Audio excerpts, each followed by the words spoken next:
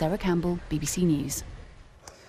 Well, for more on this, I'm joined by the geologist, Dr. Amod Mani Dixit, who's an expert on earthquake preparedness. Thank you for joining us here on BBC World News. So nice. First off, what was your initial reaction when you heard about the earthquake in Mexico?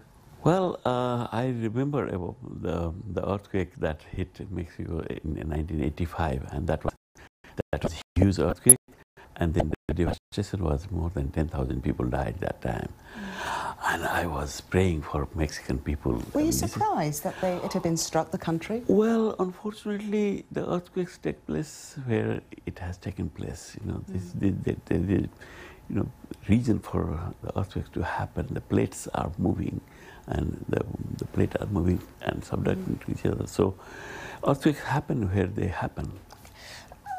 You have a lot of experience with Nepal. How would that particular earthquake, I believe it's the one in 2015 we're talking about? Right. Yeah, the Gorkha earthquake. Gorkha earthquake. Yeah, how would that compare to what we're seeing in Mexico? Mexico's was stronger. Right, yeah. Right. Well, the Gorkha earthquake was a couple of times lesser than that of the Mexico this time. No, it is 8 or so, or 7.8. But the death toll was 9,000. And that was considered as well below what was expected there.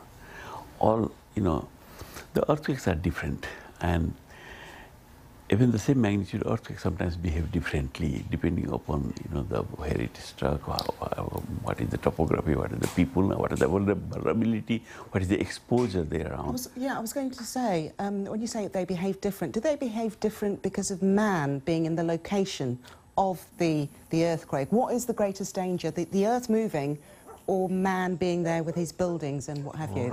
Right. So the earthquake is a natural phenomenon, okay? It takes place as the nature dictates it. But when it comes to damage, it's the man.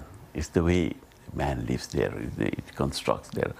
What is in exposure, So if the exposure is big and vulnerability is there. If the exposure is vulnerable one, then the death toll is big and the damage is big and the cost of the earthquake is also big. Is there any way to prepare for an earthquake? The reason I ask this is at the time of the Gorkha, which I think it was back in 2013, there had been some prediction that we'll never have another strong earthquake in Nepal again because of the timing.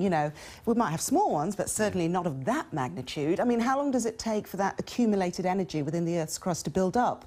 Well, yes. I mean, see, in our case, the strain accumulation is the movement is about 2 centimeters per year. So that makes it for a century. It makes it quite a significant strain build up, and that releases. So one can never say that the earthquake is not going to take place. You never know. It does rupture all along, and depending upon how long the rupture is taking place, it is the earthquake, the magnitude of the earthquake. Okay. Yeah. So, well, we were preparing for the earthquake. Every 80 years or 90 years there is a devastating earthquake affecting Kathmandu Valley and Nepal. So we were preparing for that. But then, the devastation depends upon the preparedness. How prepared you are, how you build, how you live, and depending upon that, you suffer. So in case of Nepal, we are not as much prepared as Mexico is now. Do you understand?